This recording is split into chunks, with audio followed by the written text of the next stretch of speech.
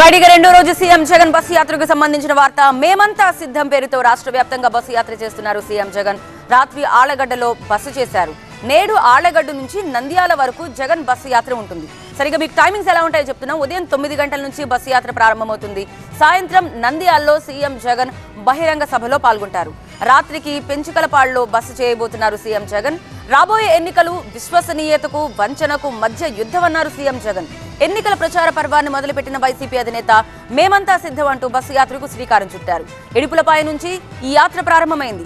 ఈ రోజు ఆళ్లగడ్డ నుంచి పెంచులపాడు వరకు ఈ యాత్ర జరుగుతుండగా నంద్యాలలో సభ నిర్వహిస్తున్నారు. ఆ సభలో ఆయన ఏం ప్రసంగిస్తారనేది ఆసక్తికరంగా మారింది.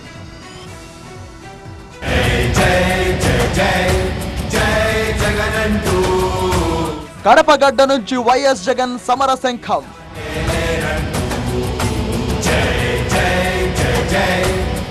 మేమంతా సిద్ధమంటూ గర్జించిన సీఎం. అమ్మ ఆశీర్వాదంతో మొదలై ప్రజా ఆశీర్వాదం కోసం కదలిన నేత.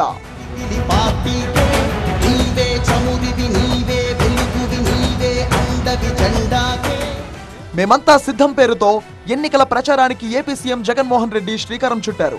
ముందుగా ఇడుపులపాయలోని తన తండ్రికి నివాళులర్పించిన సీఎం జగన్ అక్కడ జరిగిన సర్వమత ప్రార్థనలో పాల్గొన్నారు. జగన్ తల్లి విజయమ్మ, వైసీపీ నేతలు ఈ కార్యక్రమంలో పాల్గొన్నారు.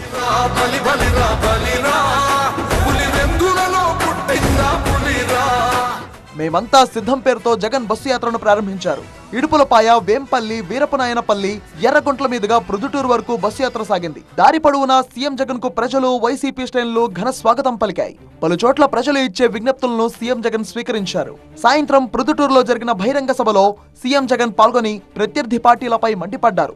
చంద్రబాబు కూటమికి నైతిక విలువలు లేవని ఆరోపించారు. నమ్మించి మోసం చేయడంలో చంద్రబాబుకు 40 ఏళ్ల అనుభవం ఉందన్నారు.